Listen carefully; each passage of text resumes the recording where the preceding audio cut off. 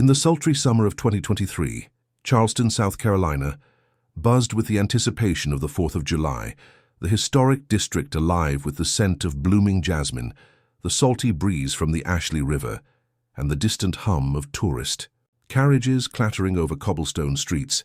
Dan Sullivan, at 62, stood on the wraparound porch of their 19th-century Charleston home, its pastel yellow exterior and black shutters a beacon of southern charm, the palmetto trees in the yard swaying gently in the humid air. Dan's graying hair caught the golden light of the late afternoon sun, his blue eyes crinkling with a quiet pride as he surveyed the life he'd built over 38 years with Maggie Sullivan, a life filled with love, laughter, and the raising of their 2 children, Sarah and Ethan, now adults with families of their own. Dan, a retired civil engineer, had spent his career building bridges, literal and metaphorical, his hands calloused from years of labor, his heart condition a recent shadow over his active life. He'd taken up woodworking in retirement, crafting rocking chairs in the backyard shed, a way to stay busy despite the doctor's orders to slow down. Maggie, 58, was a vision of vitality, her auburn hair streaked with silver, her hazel eyes still bright with the energy of the elementary school teacher she'd been before. Retiring, she filled her days with gardening, her hands often dusted with soil as she tended to her roses, and volunteering at the local library. Their marriage had survived its share of storms, the lean years when Dan's firm downsized, the sleepless nights raising Sarah and Ethan, and Dan's heart scare 2 years ago that had forced him to step back from his active lifestyle. They'd settled into a rhythm that Dan cherished. Sunday brunches at Poogan's porch, evening walks along the Battery, their conversations a comforting blend of shared memories and future dreams. But beneath the surface, a storm was brewing. Maggie, once content with their quieter life, felt a growing restlessness. Her retirement had come with a void she couldn't fill. The spontaneity of her youth, the late-night jazz clubs, the impromptu beach trips, the way Dan used to dance with her, under the stars, had faded into a predictable routine. Dan's careful pace, his early bedtimes, and his reluctance to travel felt like a weight on her spirit.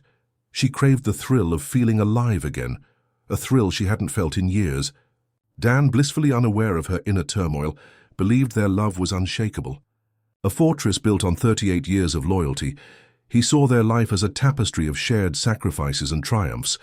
But Maggie's longing for more was a crack in that foundation, a crack that widened with each passing day, a crack that threatened to shatter the illusion of their perfect marriage, a marriage that had once been the talk of their tight-knit Charleston community, a marriage that had weathered every storm, a marriage now teetering on the edge of collapse, a collapse that would leave Dan questioning the very meaning of love, a collapse that would set the stage for a betrayal so deep it would ripple through their family like a tidal wave, a betrayal that would test the bonds of their southern roots, a betrayal that would mark the beginning of the end in this historic city, a betrayal that would change everything under the palmetto skies.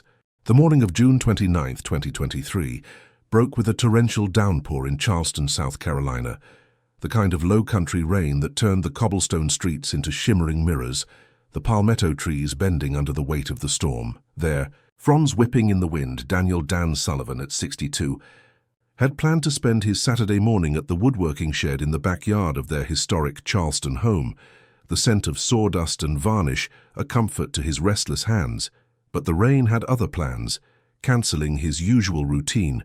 The grey sky mirrored the heaviness in his chest, a subtle ache from his heart condition that had become a constant companion. Disappointed, Dan decided to head back inside, his old Chevy truck rumbling through the flooded streets, the windshield wipers struggling to keep up, the air thick with the briny scent of the Ashley River and the earthy tang of wet magnolias.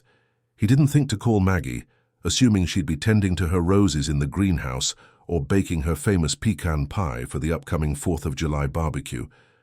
The radio played a mournful country tune as he pulled into the driveway, the pastel yellow of their 19th-century home, a stark contrast to the stormy sky. But as Dan pushed open the front door, the sight that greeted him froze him in his tracks. Maggie, at 58, stood in the foyer, her auburn hair damp and tousled, her hazel eyes wide with shock, wearing a sheer white robe that clung to her still-toned figure, the fabric leaving little to the imagination. and beside her was a younger man, Tyler, a tall, muscular man in his early 30s, his dark hair cropped short, his chiseled jaw set with a cocky smirk, his gym-honed physique evident even in a simple t-shirt and jeans, his hand resting possessively on Maggie's waist. Dan's heart pounded, not from his condition but from the betrayal that hit him like a freight train. The air in the room thick with tension, Maggie forced a smile, stepping forward as if to kiss him. "Dan, you're back early," she said, her voice trembling with a mix of guilt and surprise, but Dan recoiled, his blue eyes blazing with a mix of hurt and disgust. "What the hell is this, Maggie? Don't even think about touching me.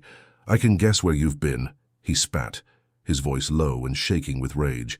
Maggie's smile faltered, her hands fidgeting with the tie of her robe. "This is Tyler," she stammered. "He's a friend from the gym." As if that explained the scene unfolding before Dan's eyes, Tyler, exuding the confidence of a man who knew he was in his prime, stepped forward, clapping a hand on Dan's shoulder. "Good to meet you, man." "He," said, his tone dripping with arrogance, "Maggie's told me all about you, don't worry. She'll probably slow down in a few decades, too."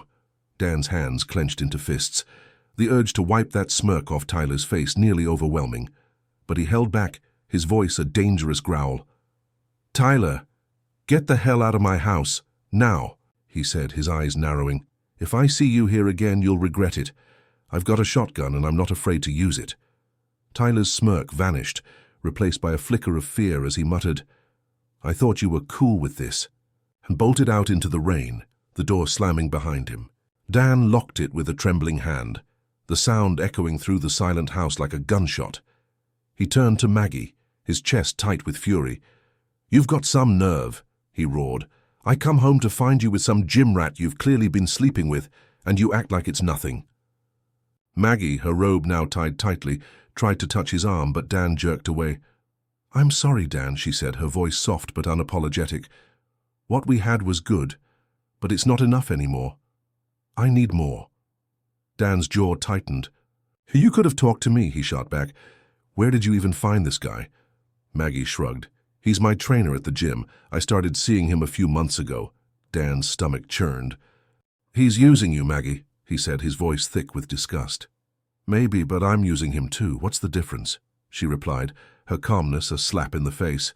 "How long has this been going on?" Dan demanded. "A few months," Maggie admitted. "He comes over when you're in the shed or at the hardware store. He takes care of me and leaves before you're back. It doesn't affect you." Dan's mind reeled, the pieces falling into place, the sudden increase in laundry days, the way Maggie had been too tired for their evening walks. "I don't care if I'm not here. I'm done," he declared, his voice breaking. "I'll stop woodworking if that's what it takes." Maggie's eyes narrowed. "Dan, don't be ridiculous. You need your hobby. This works for both of us," she argued, but Dan shook his head. "Not for me, Margaret. This is the last straw." He stormed to the bedroom. The sound of the rain outside a dull roar compared to the storm in his heart, a storm that marked the unraveling of their 38-year marriage, a storm that would leave Dan questioning the woman he'd loved for decades, a storm that would set the stage for a betrayal that would tear their family apart, a betrayal that would echo through the historic streets of Charleston, a betrayal that would change everything in this southern city, a betrayal that would leave Dan with nothing but the bitter taste of heartbreak, a heartbreak that would fuel his resolve, a heartbreak that would lead to a reckoning under the palmetto skies. The 4th of July 2023 dawned vibrant and swelteringly unbearable in Charleston, South Carolina, the historic district alive with the buzz of celebration, the air thick with the scent of grilled shrimp, sweet tea, and the faint tang of gunpowder from early firecrackers. American flags fluttered on every porch along Rainbow Row, their stars and stripes a vivid contrast against the pastel facades. Daniel Dan Sullivan, at 62, stood in the backyard of their 19th-century Charleston home, the pastel yellow exterior, glowing under the relentless sun, his graying hair damp with sweat, his blue eyes shadowed with a mix of determination and lingering hurt. He tended to the low-country boil on the outdoor stove, the pot bubbling with shrimp, corn and potatoes, a family tradition that had always brought them together, his heart condition a quiet ache in his chest, a reminder of his fragility. But he pushed through, eager to create a semblance of normalcy for his children. Sarah and Ethan, their spouses, Mark and Lauren and his grandkids, Emma and Caleb. Maggie, at 58, was a vision in a white linen dress, her auburn hair swept into a loose braid. Her hazel eyes sparkling with a forced cheerfulness that Dan could see through. She mingled with their guests, neighbors, friends, and extended family, laughing as she passed out mason jars of lemonade, as if the betrayal Dan had uncovered days ago was a distant memory.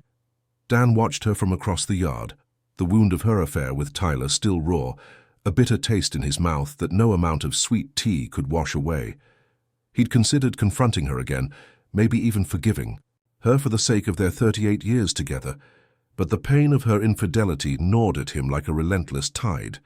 After the guests began to thin out, the sun dipping low over the Ashley River, Dan retreated to the porch swing to rest, his body weary, his mind a storm of conflicting emotions. He wanted to join the family for the evening fireworks at White Point Garden, a tradition he'd cherished since Sarah and Ethan were kids, but after an hour he walked into the living room, where his family sat around the oak dining table, Maggie at the head with Emma and Caleb on her lap, Sarah and Mark on one side, Ethan and Lauren on the other, the air heavy with an unspoken tension that made Dan's stomach churn. He realized they were staging an intervention. Sarah, her green eyes steady like her mother's, spoke first. "Dad, we need to talk about Mom." Dan's gaze flicked to Maggie, her face a mask of calm, then back to Sarah.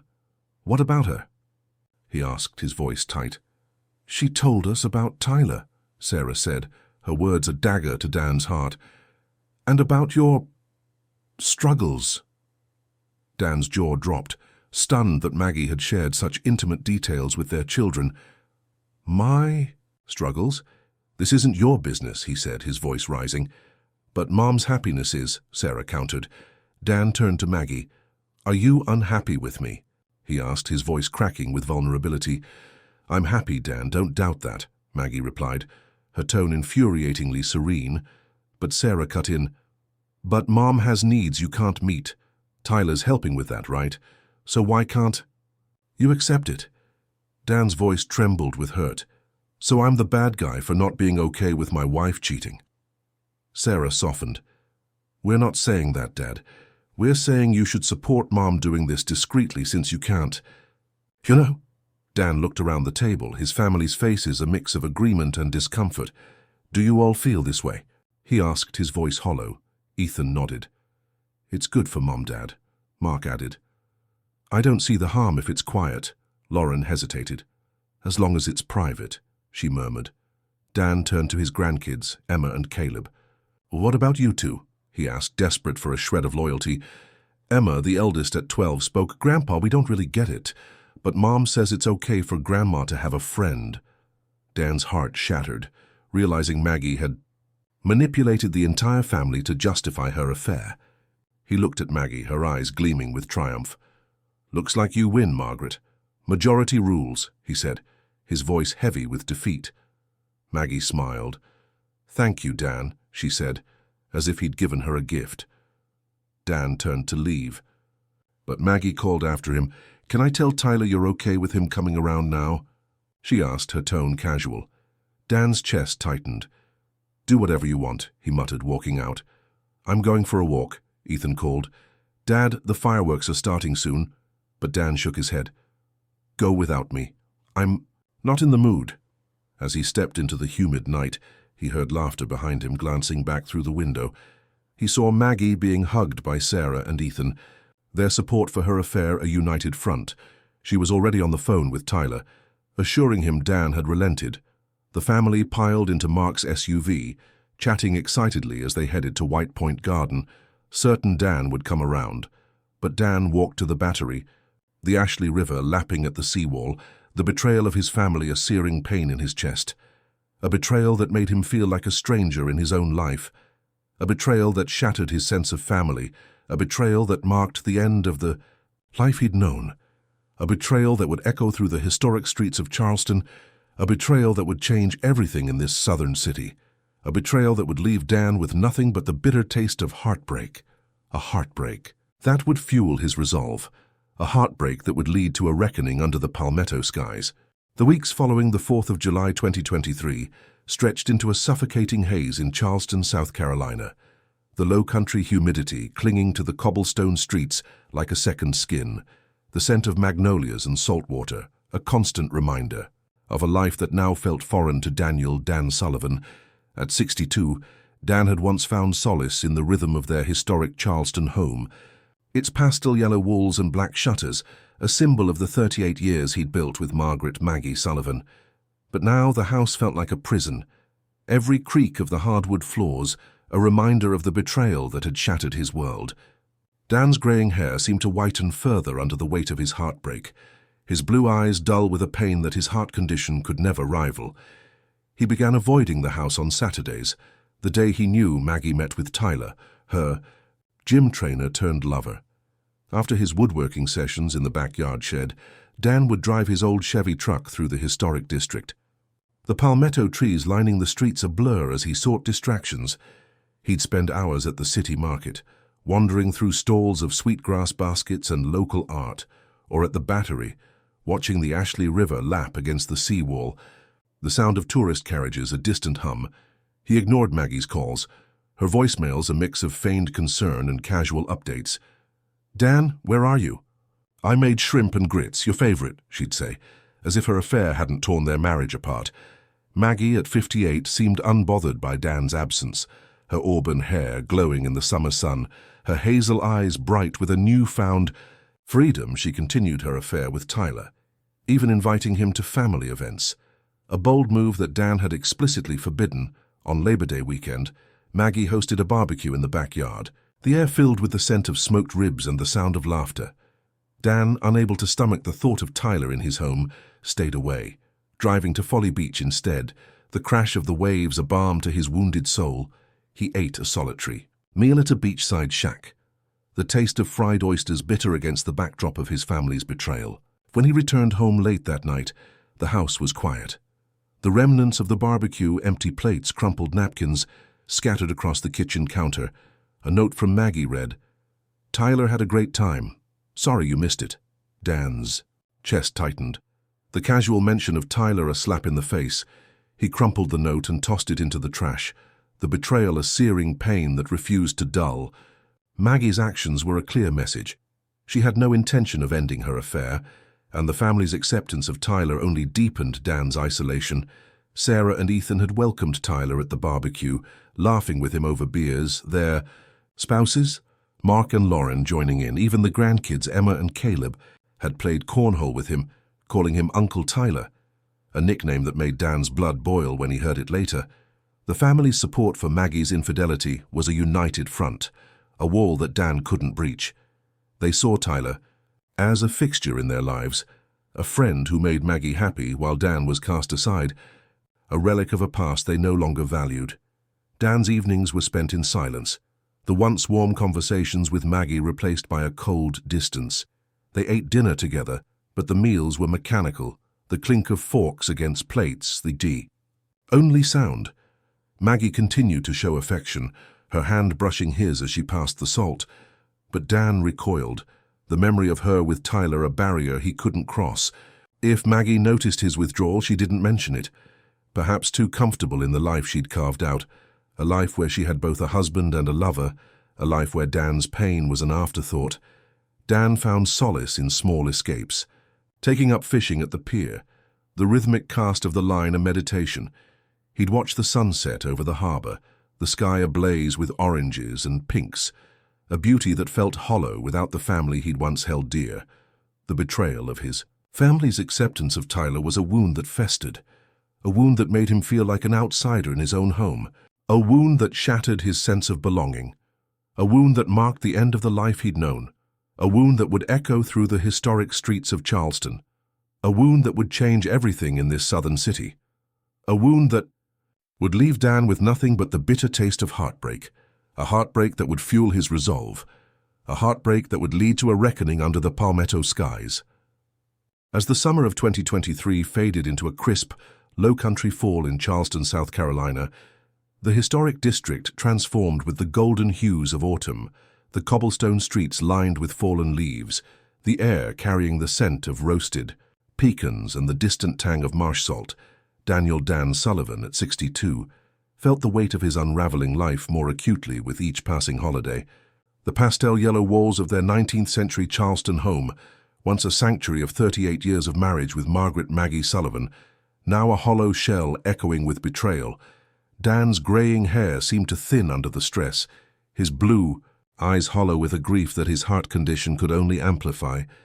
The holidays, once a time of joy, became a battlefield of Maggie's infidelity. On Halloween, Dan watched from the porch as Maggie handed out candy to trick-or-treaters, her auburn hair glowing under the string lights, her hazel eyes bright.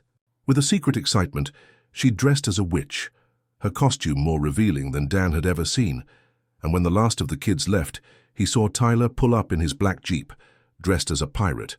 Maggie giggled as she climbed into his car, not even glancing back at Dan, who sat alone with a bowl of untouched candy, the sound of their laughter fading into the night. Dan's chest tightened, the realization that Maggie was spending Halloween. With Tyler a bitter pill on Thanksgiving, Maggie insisted on hosting the family at their home, the dining table set with her grandmother's china, the aroma of cornbread dressing and pecan pie filling the air. Dan helped carve the turkey, trying to hold on to a shred of normalcy. But as the meal ended, he overheard Maggie whispering to Sarah in the kitchen, "Tyler's coming by later.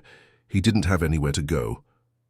Dan's blood ran cold, the thought of Tyler at their Thanksgiving table a violation of everything sacred.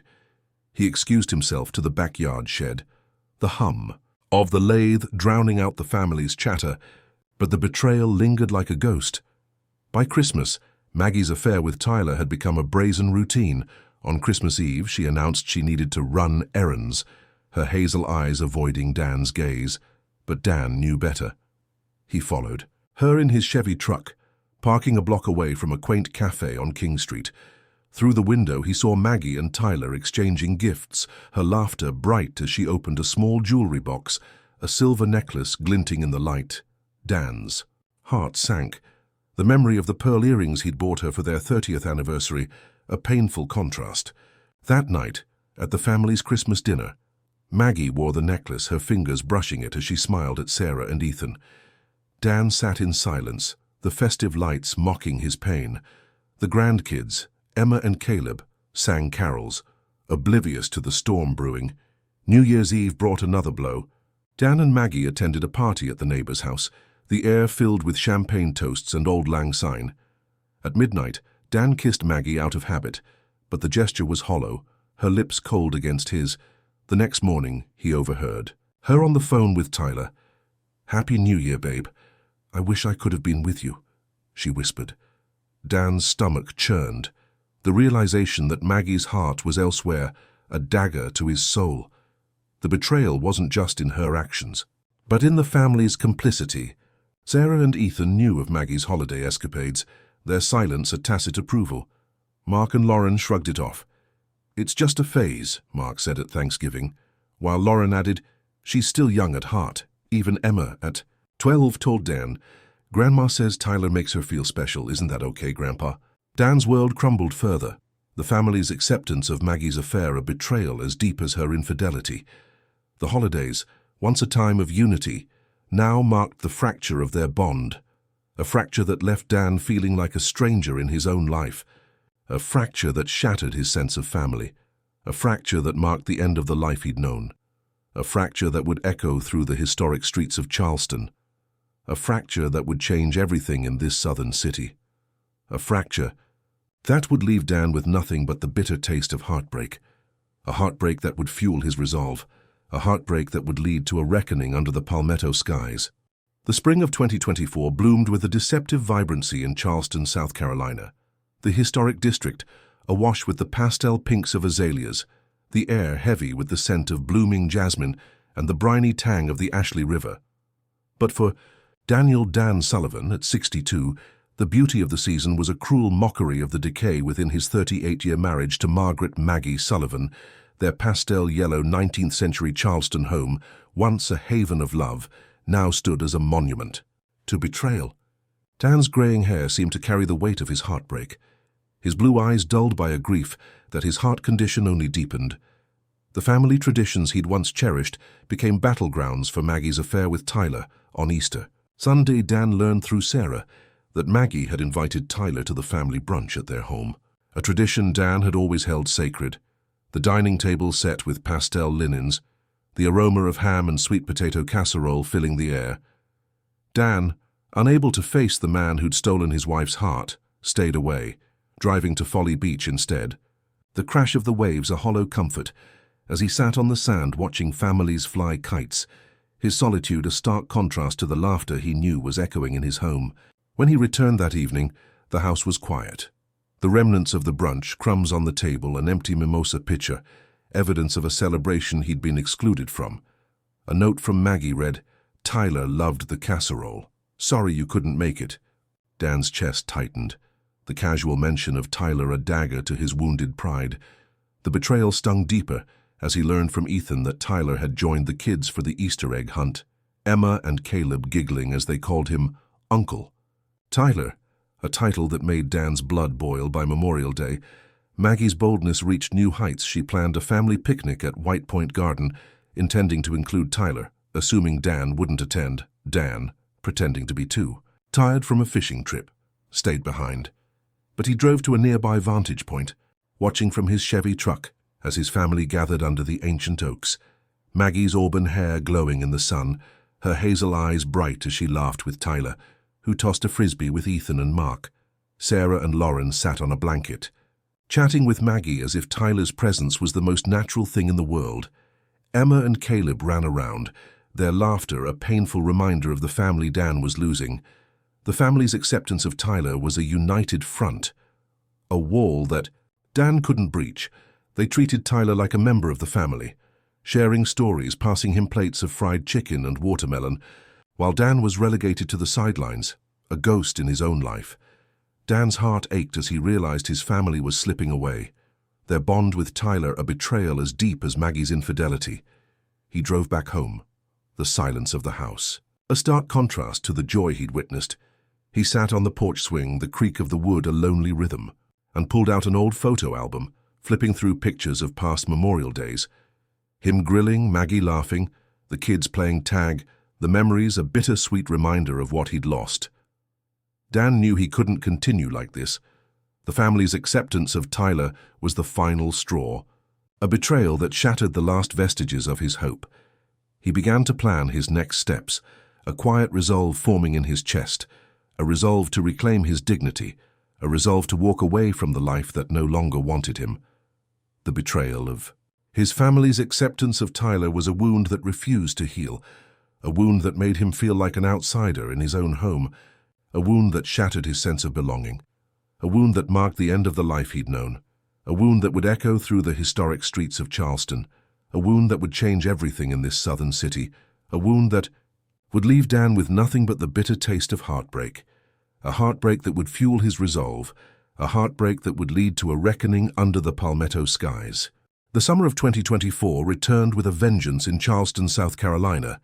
The low-country heat a relentless force, the cobblestone streets shimmering under the sun, the air thick with the scent of blooming crepe myrtles and the briny tang of the Ashley River. But for Daniel Dan Sullivan, at 62, the warmth of the season couldn't thaw the icy resolve that had taken root in his heart. Their pastel-yellow 19th-century Charleston home, a symbol of 38 years with Margaret Maggie Sullivan, had become a mausoleum of memories, each room echoing with the betrayal of Maggie's affair with Tyler. Dan's graying hair was now streaked with white, his blue eyes hardened with a determination born of heartbreak, his heart condition a quiet ache overshadowed by the pain of his family's complicity. On the 4th of July, as Charleston buzzed with celebration, Dan made his move, the city alive with the sound of firecrackers, the sky over White Point Garden. Primed for the annual fireworks display, Maggie planned to take the family to the show, assuming Dan would stay behind as he had for months. Dan played along, feigning exhaustion from a fishing trip. "I'll stay home. My chest's been acting up," he said, his voice steady. Maggie, her auburn hair swept into a ponytail, her hazel eyes bright with anticipation, nodded. "Rest up, we'll be back after the fireworks," she replied, oblivious to the storm Dan had been brewing. As soon as the family left, their laughter fading down the street, Dan sprang into action. He'd spent weeks planning his departure, liquidating their joint savings, leaving Maggie the house and a modest $300,000 in an account. He packed a single suitcase with essentials: clothes, his father's watch, a photo of Sarah and Ethan as kids, his hands trembling with a mix of fear and resolve. On the dining table, he left his wedding ring, its gold band, a symbol of a vow. Now broken, beside it a USB drive, its contents a final message to the family that had betrayed him. Dan drove to Charleston International Airport, his old Chevy truck a faithful companion for the last time. He boarded a one-way flight to Costa Rica, a place he'd dreamed of escaping to. The plane's engines roared as it took off, the city's lights fading below, a new chapter beginning. Back at the house, Maggie and the family returned after the fireworks, their faces flushed with joy. Sarah called out, "Dad, we're back!" But the silence that greeted them was deafening. Maggie found the ring and USB on the table, her heart sinking as she plugged it into the laptop.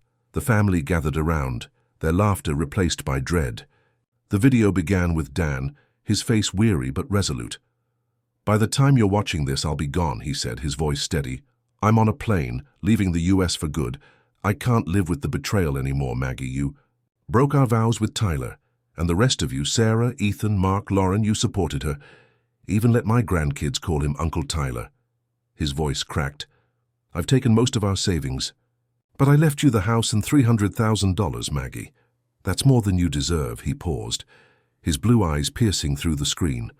"I've met someone. Elena, a kind woman I met online. She's waiting for me in Costa Rica. I'm starting over. I'm done with this family." He took a deep breath. "I loved you all, but you chose Maggie's happiness over mine. I hope you can live with that." The video ended, the screen fading to black. Maggie collapsed into a chair, tears streaming down her face, her hazel eyes wide with shock. "He's really gone," she whispered. The reality of Dan's departure a crushing weight. Sarah and Ethan stood frozen, their faces pale. Emma and Caleb clung to their parents, confused and scared. The family's complicity in Maggie's affair had driven Dan away, a betrayal that had finally broken him, a betrayal that shattered the illusion of their unity, a betrayal that marked the end of the life they'd known, a betrayal that would echo through the historic streets of Charleston, a betrayal that would change everything in this southern city, a betrayal that would leave them with nothing but the bitter taste of regret, a regret that would haunt them, a regret that would lead to a reckoning under the palmetto skies. The days following Dan's departure on the 4th of July 2024 cast a heavy shadow over the Sullivan family in Charleston, South Carolina.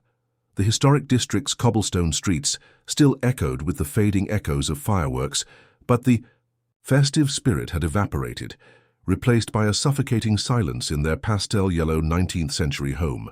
Margaret Maggie Sullivan, at 58, sat in the living room, her auburn hair disheveled, her hazel eyes red from crying, the weight of Dan's absence a crushing reality. The wedding ring and USB he'd left behind sat on the coffee table, a haunting reminder of the 38-year marriage she'd destroyed with her affair with Tyler. Maggie's tears fell freely as she replayed Dan's video in her mind, his words, "I'm done with this family," cutting deeper than any knife. She tried to call Tyler for comfort, but his voicemail greeting only deepened her loneliness. "Hey, it's Tyler, leave a message." His carefree tone a stark contrast to her despair. Maggie continued seeing Tyler, clinging to the illusion of happiness, but each meeting felt hollow. His presence a reminder of the husband she'd lost. Sarah, at 35, felt the ripple effects in her own marriage. Her husband, Mark, grew distant, his green eyes clouded with suspicion. "If your mom can cheat, what's stopping you?" he asked one night, his voice sharp. Their arguments escalated, Mark sleeping on the couch most nights, the tension palpable during family gatherings. Sarah's support for Maggie's affair now haunted her. The realization that her complicity had driven her father away a bitter pill. Ethan, at 32, struggled with his own guilt. His wife Lauren, usually warm and understanding, grew cold. "You let your dad down," she said, her voice trembling. Their marriage strained as Ethan grappled with the fallout. The grandkids, Emma and Caleb, were heartbroken, their innocent questions, "Where's Grandpa? Why did he leave?"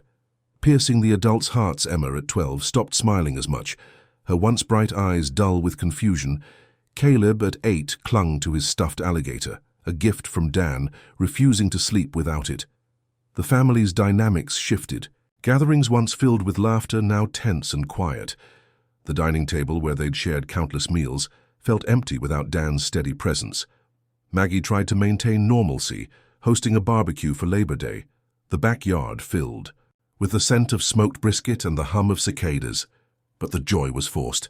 Sarah and Mark barely spoke. Ethan and Lauren sat apart. The grandkids played listlessly. The absence of Dan a gaping wound. Maggie's attempts to laugh with Tyler felt hollow. His arm around her a poor substitute for the husband she'd driven away. The family's complicity in Maggie's affair had fractured their unity. Sarah confided in Lauren. "I should have stood up for Dad. I didn't realize how much it hurt him." Her voice breaking, Lauren nodded. "We all failed him." Her words a quiet condemnation. The guilt weighed heavily on them all. Maggie most, of all. She sat on the porch swing late at night, the creak of the wood a lonely rhythm, staring at the palmetto trees Dan had loved. Memories of their life together flooding her mind. Dan teaching Sarah to ride a bike, Ethan's first fishing trip. The way Dan's blue eyes crinkled when he laughed, she clutched the wedding ring he'd left, its gold band cold against her skin, the reality of her choices a suffocating weight. The family's support for her affair had cost them Dan. A cost they hadn't anticipated, a cost that left them fragmented, a cost that shattered the illusion of their bond, a cost that marked the end of the life they'd known, a cost that would echo through the historic streets of Charleston, a cost that would change everything in this southern city, a cost that would leave them with nothing but the bitter taste of regret, a regret that would haunt them, a regret that would lead to a reckoning under the palmetto skies. 3 weeks after Dan's departure on the 4th of July 2024, the late July heat in Charleston, South Carolina, was unrelenting. The cobblestone streets shimmering under the sun, the air thick with the scent of blooming oleanders and the briny tang of the Ashley River. The Sullivan family's pastel yellow 19th century home stood as a hollow shell, its silence a stark contrast to the laughter that once filled it. Margaret Maggie Sullivan, at 58, sat on the porch swing, her auburn hair limp in the humidity, her hazel eyes dull with regret, the weight of Dan's absence a constant ache. The family had been fractured since his video message. Their complicity in Maggie's affair with Tyler, a wound that refused to heal. On a quiet Saturday morning, the phone rang, shattering the stillness. Maggie answered, her voice trembling. "Hello?" Dan's voice came through, steady but distant. "Maggie, it's me. I'm calling for Lauren." Maggie's heart raced. "Dan, please, where are you?" She pleaded, but Dan ignored her. "Put Lauren on," he said. Lauren, Ethan's wife, took the phone, her hands shaking. "Dan, I'm so sorry," she began, her voice thick with emotion. Dan's tone softened. "I'm calling to congratulate you on the baby. I heard you're expecting." Lauren, who was 4 months pregnant, broke into tears. "Thank you, Dan. I wish I'd spoken up for you." Dan sighed. "I forgive you, Lauren. You were in a tough spot." That evening, Dan called again, this time asking to speak to the family via speakerphone. Maggie gathered everyone in the living room. Sarah, Mark, Ethan, Lauren, and the grandkids, Emma and Caleb. Tyler was explicitly excluded. Dan's voice filled the room. "I wanted to talk to you all one last time," he began, his tone firm. "I'm in Costa Rica, building a new life with Elena. She's been my rock." Maggie's voice broke as she interrupted. "Dan, please come back. I'll end things with Tyler, I swear," her hazel eyes brimming with tears, but Dan's response was cold. "It's too late, Maggie. You made your choice, and the family backed you," Sarah spoke up, her voice trembling. "Dad, I'm so sorry. My marriage is falling apart. Mark doesn't trust me anymore." Dan's tone softened slightly. "I'm sorry to hear that, Sarah. You need to fight for your marriage. Don't make the same mistakes your mother did," Ethan added. "We miss you. Dad, Emma and Caleb ask about you every day." Dan's voice cracked. "I miss them too, but I can't come back. Not after what you all did." Emma, her voice small, chimed in. "Grandpa, I love you. Please don't be mad." Dan's heart ached. "I love you too, Emma. I'm not mad at you or Caleb. You're just kids." He paused, then addressed Maggie. "Maggie, I gave you 38 years of my life, and you threw it away for a fling." The family's support for you was the final straw. I'm done, Maggie sobbed. I was wrong, Dan. I see that now. But Dan's voice was resolute. Seeing it now doesn't change the past. I'm happy here. I've found peace. He ended the call with a final, "Take care of each other." The line went dead, leaving the family in stunned silence. Maggie buried her face in her hands, the reality of Dan's new life a crushing blow. Sarah and Ethan exchanged guilty glances, their marriages strained by the fallout. Lauren clutched her pregnant belly, tears streaming down her face. Emma and Caleb hugged their parents, their small voices whispering, "We want Grandpa back." The family's complicity in Maggie's affair had cost them Dan, a cost that now felt unbearable, a cost that shattered the illusion of their bond, a cost that marked the end of the life they'd known, a cost that would echo through the historic streets of Charleston, a cost that would change everything in this southern city, a cost that would leave them with nothing but the bitter taste of regret, a regret that would haunt them, a regret that would lead to a reckoning under the palmetto skies. The late summer of 2024 in Charleston, South Carolina, carried a heaviness that went beyond the low-country humidity. The cobblestone streets of the historic district shimmering under the August sun, the air thick with the scent of blooming gardenias, and the briny tang of the Ashley River. But for the Sullivan family, the season was marked by a profound reckoning. Their pastel yellow 19th century home, once a beacon of 38 years of love, now stood as a monument to regret. Margaret Maggie Sullivan, at 58, sat in the living room, her auburn hair pulled back in a messy bun, her hazel eyes hollow with the weight of her choices. Dan's departure and his final words in the video and phone call had shattered her. The affair with Tyler, once a thrilling escape, now felt like a noose around her neck. After Dan's call, Maggie knew she had to end things with Tyler. She met him at a quiet cafe on King Street, the same place where they'd once exchanged Christmas gifts, her hands trembling as she spoke. "Tyler, it's over. I can't do this anymore," she said, her voice breaking. Tyler's chiseled jaw tightened, his dark eyes flashing with anger. "You're dumping me because your husband left?" "That's pathetic, Maggie," he sneered. But Maggie stood her ground. "I lost everything for this. I won't lose myself too." She walked away, tears streaming down her face. The silver necklace he'd given her left on the table, a symbol of a mistake she'd never repeat back at home. Maggie sat the family down, Sarah, Mark, Ethan, Lauren, and the grandkids. Emma and Caleb, her voice trembling as she spoke. "I ended things with Tyler.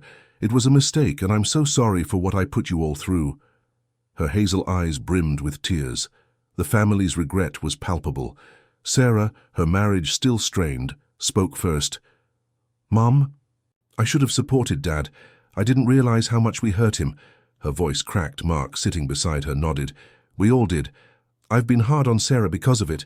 Ethan, his own marriage fragile, added, "I feel like I failed Dad. I wish I could tell him I'm sorry." Lauren, now 5 months pregnant, clutched her belly. "We let him down. We should have seen how much he was hurting." Her voice soft. The grandkids, Emma and Caleb, sat quietly, their small faces etched with sadness. Emma whispered, "I miss Grandpa. I wish he'd come back." Maggie's heart broke. The reality of their fractured family a crushing weight. The family decided to write letters to Dan, hoping to reach him in Costa Rica. Maggie poured her heart into hers. "Dan, I ended things with Tyler. I was wrong, and I'll never forgive myself for what I did to you. I miss you every day," Sarah wrote. "Dad, I'm sorry. I'm working on my marriage. I wish I'd been there for you." Ethan's letter was filled with regret. "I failed you, Dad. I hope you're happy. I miss you." They sent the letters to the address Dan had left for emergencies. But weeks passed with no response. The silence a painful reminder of the bridge they'd burned. Maggie took down the family photos that included Tyler, replacing them with old pictures of Dan, him teaching Sarah to ride a bike, fishing with Ethan, smiling with the grandkids. The memories a bittersweet reminder of what they'd lost. The family's complicity in Maggie's affair had cost them Dan, a cost that now felt unbearable. Their regret was a heavy burden, a burden that shattered the illusion of their bond, a burden that marked the end of the life they'd known, burden that would echo through the historic streets of Charleston. a burden that would change everything in this southern city, a burden that would leave them with nothing but the bitter taste of regret, a regret that would haunt them, a regret that would lead to a reckoning under the palmetto skies.